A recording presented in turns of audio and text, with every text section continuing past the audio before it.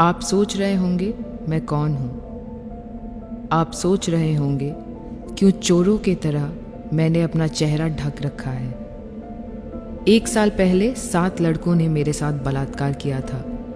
मैंने जीन्स पहनी हुई थी, शायद इसीलिए। मैं एक बेशर्म औरत हूँ और हर एक लड़की जिसका रेप होता है वो बेशर्म होती है। हम बेशर्म ना होते तो क्यों हमें अपना चेहरा छुपाना पड़ता। बहुत मज़ा आता है बलात्कार में।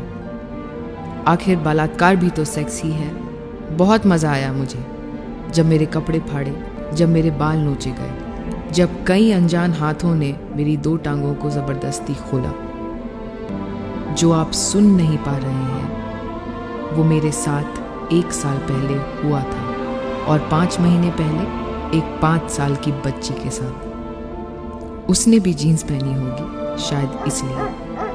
मैं खुश हूँ कि आप घर बैठे बैठे अपनी व्यस्त जिंदगी के 5-10 मिनट निकालकर बलात्कारियों को तहे दिल से गाली देते हैं। और सच मानिए, इतना काफ़ी है।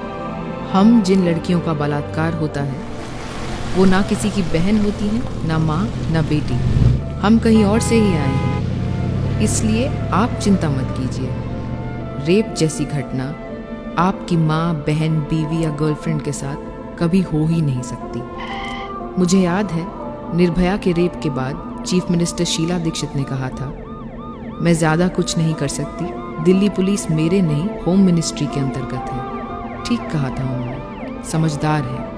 लेकिन कुछ असामान्य पागल लोग रेप जैसी सामान्य घटना को पर्सनली ले लेते हैं। वो हमारा साथ देकर दुनिया से खुद की खिल्ली उड़वाते हैं।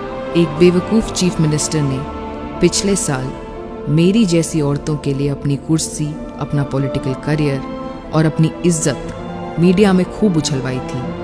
वो भी पुराने सत्ताबाजों की तरह कह सकते थे कि दिल्ली पुलिस मेरे अंडर में नहीं है, मैं ज़्यादा कुछ नहीं कर सकता। लेकिन उन्होंने ऐसा नहीं कहा, इसीलिए बदले में उन्हें बहुत कुछ मिला।